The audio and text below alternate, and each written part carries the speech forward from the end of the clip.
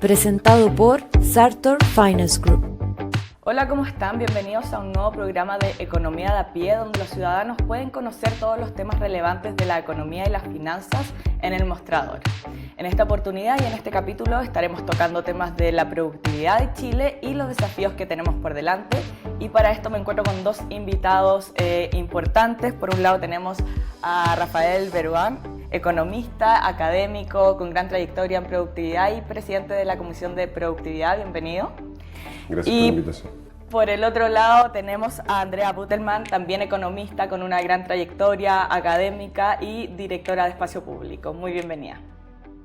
Muchas gracias. Bueno, para comenzar vamos a estar hablando sobre el reciente estudio que sacó la OCDE en términos económicos, donde señalaba que eran necesarias algunas reformas o algunos cambios para fomentar la productividad en Chile, ya que ésta se encontraba en un periodo más de estancamiento o incluso había disminuido. Para esto, Rafael, me gustaría preguntarte, a modo de contexto, ¿qué es lo que se entiende por productividad hoy en día y por qué estamos hablando de un estancamiento de ella? Oye, es el opuesto de lo que mucha gente, cuando uno conversa, que no es de este mundo, espera. La gente cree que para ser más productivo hay que esforzarse más, hay que trabajar más duro. Y yo no digo que no hay que esforzarse. Si no está viendo gente joven, hay que esforzarse. Dicho eso, es al revés. Los países más productivos pueden hacer más, generan más acceso a bienes y servicios, más salud, más empleo, más infraestructura, pero con menos. Solo en dos líneas. Y por eso la productividad es algo tan virtuoso y tiene que ver al final del día, más que con ganar plata, con generar crecimiento económico, tiene que ver con calidad de vida. La productividad, mira, los países más avanzados, estoy pensando en los números de Alemania, ¿sí? Un país emblemático, invierten menos que nosotros, pero invierten tan bien que consiguen más producto con la inversión, pero liberan recursos que en vez de usarlos para inversión, los usan para consumo, en un sentido amplio. Trabajan menos que nosotros, pero trabajan tan bien que liberan tiempo para ocio. Y además producen más. Si eso no es calidad de vida, ¿qué? Más producto, más consumo y más tiempo libre. Entonces, ese es el objetivo de la productividad. Y por eso, mi última línea, yo creo que es un objetivo al final que, más allá del país en el que tú estés, más allá de tu mirada política, de tu ideología, de cómo te aproximas tú a los desafíos de un país, hay bastante consenso en que las economías tienen que ser más productivas para conseguir más prosperidad para la población. Andrea, en este sentido y en el contexto del estudio económico de la OCDE de Chile 2022 que sacó hace algunas semanas, donde salía que había un estancamiento, ¿cómo esto se puede ver reflejado como en la vida común de los chilenos y chilenas? ¿Cómo la productividad de un país, si baja, puede verse afectado? Bueno, la productividad toca todos los aspectos de nuestra vida, o sea, en el día a día nos vamos chocando con la falta de productividad. En primer parte de nuestro trabajo, o sea, uno no puede ser productivo en un ambiente improductivo. Por muy buena trabajadora que seas tú, si no te están llegando los insumos, si los equipos no responden, te genera frustración, pero no logras ser productivo. No es una cualidad individual, no puede serlo, es una cualidad de grupo. Y en ese sentido, como trabajador, uno siente que no le cumplen, que no llegó, que no le explicaron bien lo que había que hacer, o que tú explicaste y no te entendieron lo que había que hacer y se hizo mal, etc. Ahora, como consumidor, yo creo que es más patente todavía, o sea, la cantidad de espera, te metes en internet a pagar cuentas, y los loops en los que entras, que tratas de pagar la cuenta 50 veces y no te resulta y no sabes por qué y te frustras. Porque también eso, la improductividad no solo te da menos bienestar económico, te reduce tu bienestar psicológico, porque la cantidad de rabias que uno pasa y uno se enrabia, entonces se enoja con la persona que tiene, la persona que aparece, digamos, la que está en la ventanilla, y la verdad es que no es culpa de ella, es culpa de que el sistema es improductivo. Entonces, en realidad, la improductividad nos afecta tanto económica como psicológicamente en nuestro día a día de forma muy fuerte. Me parece súper importante lo que acaba de decir Andrea, porque también, a propósito de mitos, la gente piensa, me está yendo mal económicamente, soy poco productivo, es mi culpa. Y por supuesto que uno tiene parte de la responsabilidad, uno tiene que tratar de hacer las cosas bien, uno tiene que capacitarse, uno tiene que entender que es importante ser parte del sistema, hay que formalizarse, etcétera. Son decisiones que uno puede tomar o no tomar. Pero al final del día, yo estoy 100% de acuerdo con Andrea, esta cuestión depende del contexto en el que tú estás. Y a veces, perdón, también depende de personas que están mejor preparadas que uno para ayudarnos a ser más productivos. Por ejemplo, una cosa obvia que tiene que ver con productividad es que uno estudie y aprenda a hacer las cosas mejor y va a ser más productivo. Y efectivamente Chile tiene una brecha en todos los test internacionales gigante en materia de educación. Pero, y aquí la Andrea tiene una obsesión con esto, que nos ha tocado conversar de esto, esa educación llevaba al día a día, imaginada como un proceso continuo, aprendices de por vida, como dicen en Europa, al final es capacitación. Y tenemos un sistema de capacitación en Chile que funciona súper mal. Pero, además de eso, que es entre comillas obvio, no cómo resolverlo, si no lo habríamos resuelto, pero sí el diagnóstico, también dependemos de que el contexto que nos rodea no solo tenga el capital adecuado, tenga gerentes y gerentas que tomen buenas decisiones, haya el acceso al mercado financiero para que uno pueda financiar ideas y no dependa de si nació con una marraqueta o no. Pero también, y perdonen esto que es un poquito más técnico, también depende de que estemos en un contexto que favorezca que nosotros terminemos haciendo algo que podemos hacer bien. Hay un gran, esto no es solo sobre mejorar todos, sino que también es lo que en economía se conoce como reasignación de recursos. ¿Cómo logramos que todos podemos ser buenos En algo. Todos podemos ser mejores que lo que somos en términos de proceso productivo en algo? Todos. La gracia es encontrar aquella combinación más virtuosa de personas, horas trabajadas, y no solo lugar, empresa, sector, pero también tarea específica. Y ahí cometemos grandes errores y dependemos un poco del contexto para que nos favorezca encontrar eso. Va a sonar medio cursi en inglés, ese matching adecuado. Claro. Eso es muy importante en economía. ¿Y qué crees más, o sea, qué medidas crees que también faltan? O sea, hablamos de capacitación, hablamos de esto que tú señalas, para mejorar la productividad de Chile hoy en día en el contexto de que estamos en una reactivación económica después de una pandemia súper importante, donde el panorama económico mundial tampoco ha apoyado mucho. Yo voy a decir algo súper general para que la Andrea lo desarrolle. Ya. Le voy a dar un pase gol, porque yo sé que lo puede hacer súper bien. Y porque además, aprovechando que ella está acá, que sabe mucho de esto. Mira, es tan general lo que voy a decir que no voy a decir mucho. Hay dos grandes como instituciones en una economía hoy día en el mundo, en la actualidad. El Estado y el mercado. Yo no quiero entrar en un debate. Los dos tienen que funcionar bien, el Estado y el mercado, para que las cosas sean más productivas. Más allá de los detalles. Pucha, tremendo desafío que el Estado funcione bien. O sea, nosotros hicimos en la Comisión Nacional de Productividad, yo creo que Andrea alcanzó a estar en la comisión cuando hicimos este estudio sobre salud, cirugía. Si los pabellones quirúrgicos son aprovechados de manera más eficiente, podrías reducir las listas de espera, el tiempo de un año que la gente tiene que esperar por una cirugía electiva, a quizás la mitad. Si eso no es calidad de vida, te fijas ya. Entonces, el Estado. Pero la segunda parte es el mercado. Y desde la economía, una manera de ayudar a que el mercado funcione bien, los economistas, si algo creemos que es importante, es lo que llamamos competencia. Que exista ese incentivo a tratar de hacer las cosas mejor y no nos quedemos descansando, no nos achanchemos, qué sé yo. Eso es la competencia. La Andrea es experta en competencia, fue 10 años integrante del Tribunal de Libre Competencia y tiene 1000 historias que contar al respecto, no alcanzaría el tiempo. Sí, bueno, la competencia, claro, en general como que los economistas tendemos a hablar de la competencia y su efecto en los precios, que bajen los precios. Y eso es verdad, pero eso es la presión que te pone la competencia, te ponen tus competidores para ser mejor. Y ser mejor significa, claro, bajar los precios, pero también significa dar un mejor servicio. Y eso es lo que hace falta mucho en Chile. Y otra vez voy al ciudadano de a pie, a mí de a pie. Tuve que cambiar el estatus mío y de mi hija en la ISAPRE. Y la ISAPRE me dice, no, usted tiene que cambiar uno primero y en un mes después venir el otro. Todo presencial.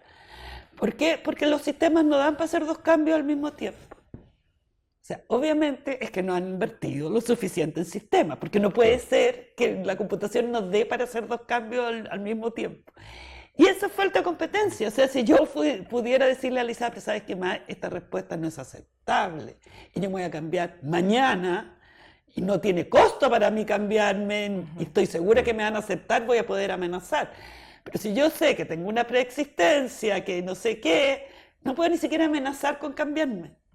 Entonces, esa presión competitiva para dar mejor servicio no existe. O existe más en unos sectores que en otros, pero es difícil en un país tan chico, con vecinos tan deprimidos económicamente, estar en un entorno competitivo. Ahora, uno no se puede resignar a estamos en un país muy chico y muy lejano. Hay miles de cosas que hacer. Y hay muchos países chicos que son muy productivos. Exacto. En Europa, por ejemplo. Exacto. No, pero ya, la productividad, la productividad se arregla con competencia, sí, en parte.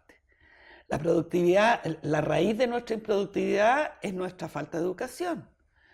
No entendemos, no sabemos leer, no podemos tener protocolos en las empresas, la gente no los lee y si los lee no los entiende, no podemos tener manuales, eso lo vimos en minería.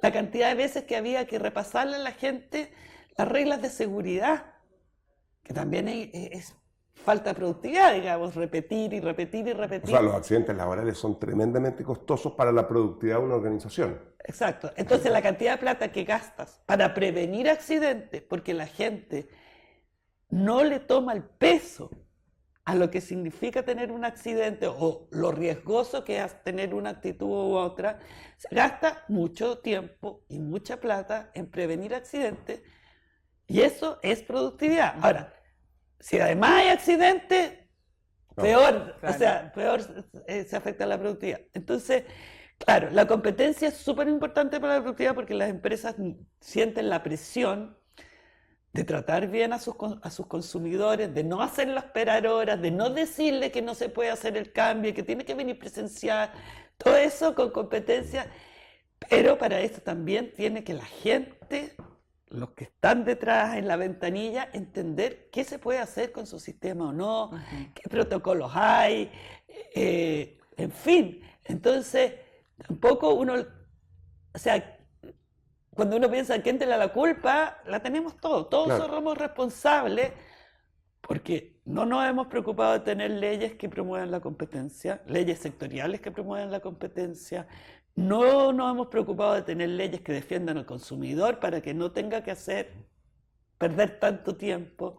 Pero más que nada, nunca nos hemos preocupado de la educación. Por mucho que digan que sí, siempre hay cosas mucho más urgentes o más populares que preocuparse por la educación básica, que la gente sepa leer, escribir y entender lo que lee. Lamentablemente en el último tiempo, además, último tiempo no me refiero al último mes, las últimas 2 décadas casi, y quizá históricamente yo recuerdo a mis padres como que la aspiración de cualquier familia era que los hijos fueran profesionales. Entonces se entiende educación también como cuántos fueron a la universidad estos 5 años.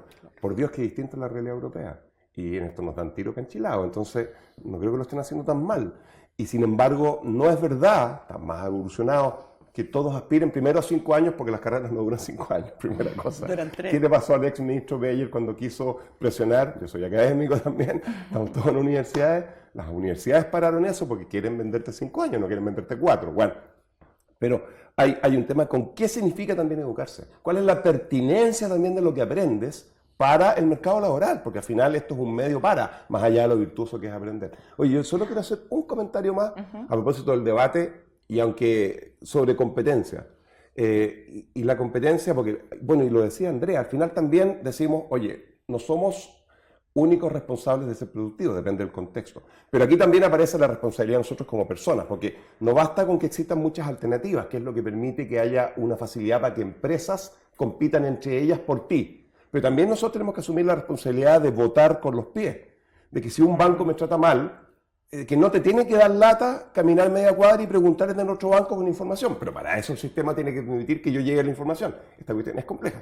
Pero no nos quedemos en que porque me pusieron una buena cara o me dijeron, uno también tiene que ir y presionar y decirle al banco, mire, yo tengo esta oferta de este crédito en este otro lado, ¿qué me ofrece usted? Uno está ejerciendo su derecho ¿no es cierto?, a la competencia. Pero lo último que quiero decir es que el comercio internacional, que ha estado un poquito vilipendiado en el último tiempo, una de las razones por las cuales abrirse al mundo, más allá de las 1000 virtudes que tiene conocer otras realidades, una de las razones es que el comercio promueve la competencia. Es muy bonito pensar que aquí hay empresas internacionales súper exitosas que vinieron a Chile y les fue mal. Estoy pensando en Carrefour, el supermercado francés. el equivalente nuestro de cualquiera, no vamos a dar marcas, pero todas las marcas. Carrefour, Macy's, el equivalente nuestro del retail. Esas dos empresas llegaron a Chile en algún momento y ¿sabéis qué? Les fue mal, se tuvieron que ir. Pero porque existe la probabilidad de que vuelvan Jumbo, Líder, Unimark, Santa Isabel, Falabella, Almacenes París, Ripley, tienen que tratarnos mejor. Porque si no puede aparecer Macy's de nuevo, puede aparecer. Claro. Entonces, qué bueno que empresas chilenas, entre comillas, con inversión local, fueron capaces de sobrevivir, pero no serían lo que son si no tuvieran miedo de que venga un Macy's y un Carrefour. Entonces, la competencia también tiene que ver con, a través del comercio internacional, generar ese incentivo desde adentro por el peligro de que me desafíen, lo que decía la Andrea. Bueno, pasando a otro tema y teniendo en cuenta sobre que estos días ha estado muy en boca la reforma tributaria, en ese sentido me gustaría preguntarte, Rafael, ¿cómo ves este cambio? ¿Cómo puede esto afectar a la productividad? ¿Cómo se puede desarrollar en términos productivos una reforma del modelo económico que tenemos hoy en día? Voy a hacer solo un comentario y me lo voy a sacar la pregunta porque es complicada. Bueno, primero yo no soy experto tributario, pero dicho eso, desde la Comisión Nacional de Productividad en la que yo estoy, nosotros en general, como Rafael Berguanto, dar una opinión en 2 segundos, pero no emitimos opiniones sobre cosas que no hemos estudiado. La Comisión no ha estudiado ni esta reforma ni una previa tributaria.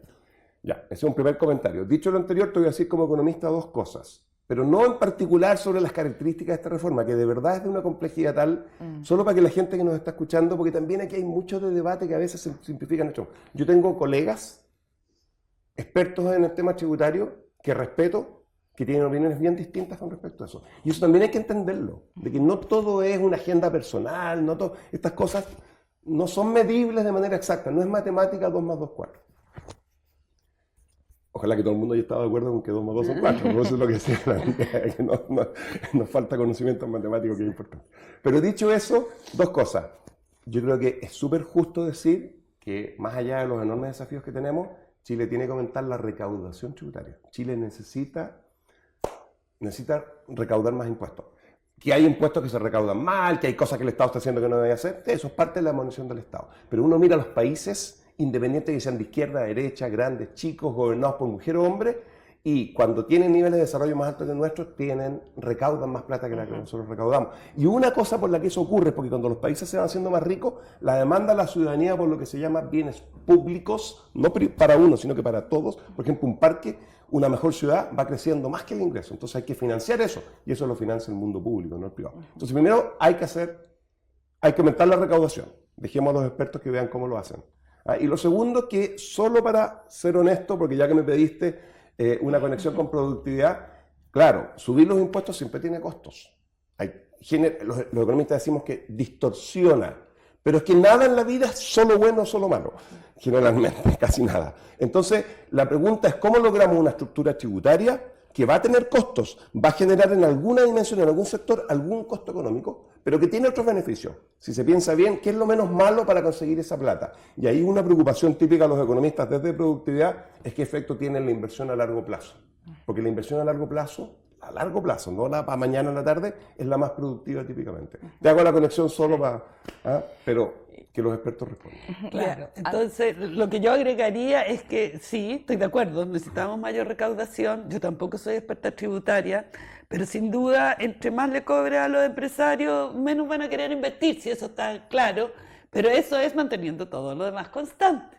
Si con esa recaudación tú haces que el clima para invertir sea mejor, porque hay menos criminalidad, porque estás educando gente mejor infraestructura, porque estás capacitando a la gente que los empresarios necesitan para trabajar, etcétera, eso se va compensando. Entonces, claro, no es solo la recaudación o cómo diseñan la recaudación, que puede tener mejores o peores incentivos, sino también el gasto. Y ahí volvemos a la famosa reforma del Estado. O sea, tenemos un Estado que no funciona. O sea, de verdad, cuando yo estaba en la Comisión Nacional de Productividad, y supongo que sigue siendo así, cada vez que empezábamos a escarbar en algún tema, la primera conclusión es que las potestades para solucionar el problema estaban dispersas en distintas agencias del Estado, y que esas agencias que no conversan entre ellas. Es que esas agencias del Estado que no tienen ni un incentivo para conversar entre ellas, y tienen la cultura de la desconfianza, que entre más le escondo a los demás, mejor voy a estar. Y por lo tanto, no hay cómo salir, digamos, solucionar los problemas. Claro. Una vez estaba con un juez francés de libre competencia y nos contaba de que habían anunciado la misma reforma en Francia y en Inglaterra. Y en Francia salieron los empleados públicos a reclamar a la calle, y en Inglaterra se juntaron para ver cómo iban a cumplir con las metas y cómo iban a redistribuir sus fuerzas que tienen en distintos ministerios, redistribuirlas para llegar a la tarea que necesitan. En Chile eso es imposible. O sea, tú le puedes poner una tarea a un ministerio y el ministerio cuenta con los recursos que tiene nomás. No puede, es muy difícil que se asocie con otro, que redestine capital humano que estaba en un ministerio para cumplir la tarea del otro ministerio. Todas esas cosas son muy, muy rígidas. Y además está mal diseñado, entonces... Claro. Oye, ¿y puedo agregar algo? Y aquí vamos a hacer una defensa gremial, no de los periodistas, de los economistas. La economía, más allá de que las herramientas pueden ser bien o mal utilizadas y que es una disciplina joven en la práctica y estamos aprendiendo, etcétera, pero al final del día está supeditada, no supedita, sino que está supeditada a la política. Y por lo tanto, por ejemplo, si tú me preguntas a mí, yo voté apruebo en la entrada del plebiscito para, lo dije en un momento, además, ninguna gracia, 80% lo hizo. Voté apruebo súper convencido. Para mí, desde mi aproximación a esto, la reforma política, que no tampoco sé cuál tiene que ser, para asustar a los expertos, pero que yo vea que hay un problema no significa que yo sepa cuál es la solución. Pero para mí la reforma política en una nueva constitución, más allá de otras cosas que valoro, la legitimidad de la constitución, el que nos convoque, la casa de todo, pero la reforma política era lo más relevante. Y luego desde ahí uno construye una economía que funciona mejor. Muchos de los problemas que tiene la economía en Chile hoy día, desde la política pública, tienen que ver con las dificultades de la política para permitir consensos, para generar una evaluación ex post, para permitir rediseñar las cosas, para introducir la flexibilidad, para entender que los países avanzados no son avanzados porque no se equivocan, sino que porque pillan más rápido los errores y los tratan de arreglar, y que es un proceso continuo, etc. La política es clave. Una de las razones por las cuales estamos al debe en tantas dimensiones sociales no es porque los diagnósticos no estaban hechos. El tema previsional existía desde la reforma de Marcel, desde la Comisión Marcel de fines de los 2000. La política no quiso. La política miró para el lado. Andrea, una pregunta sobre el proyecto de 40 horas laborales. Mi pregunta ¿es posible trabajar menos y tener más horas de efectividad en el trabajo? Por supuesto. Es posible, pero hay temas, ya te digo, hay límites educacionales, de comprensión, de habilidades. Hay límites culturales también. O sea, no nos tapemos los ojos si la gente saca la vuelta. La gente no está orientada al consumidor, la gente está orientada en general a su bienestar o al sindicato, no está orientada a los consumidores o a los alumnos, por ejemplo, como hemos visto con el sindicato de profesores, o sea, donde la educación, nunca veo a los profesores hablando cómo mejorar la educación. Entonces, siempre veo cómo beneficiarse ellos mismos, eso pasa en todos los sindicatos. Entonces, no hay una cultura de excelencia.